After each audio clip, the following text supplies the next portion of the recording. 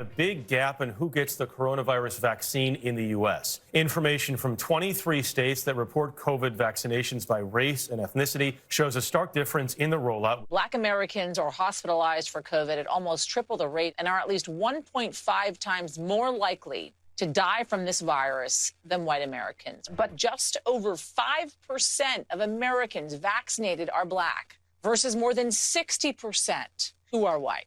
Cities like Philadelphia and Chicago, with a black population double or triple the percent receiving COVID vaccine.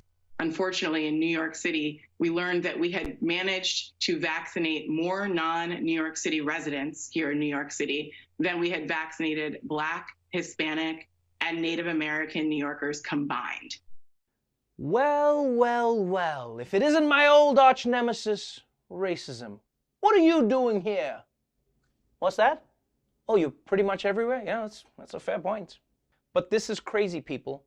According to the available data, New York has vaccinated more out-of-towners than minorities who actually live here in New York. I mean, they need to beef up the screening process. You know, like before giving someone a shot, just ask them to walk 6 feet on a sidewalk. And then if they stop and look up at a building to admire it, you send their ass back to Connecticut. And this isn't just a New York problem. This is an America problem.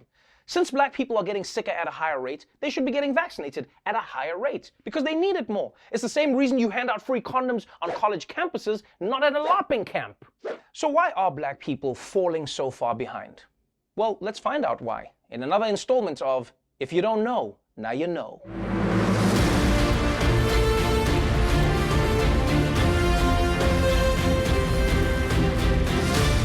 There are two universal truths to living in America. One, every holiday is a mattress sale in disguise. And two, the wealthier you are, the easier it is to access life's necessities. And unfortunately, that's one big reason why black people are having a hard time getting the vaccine.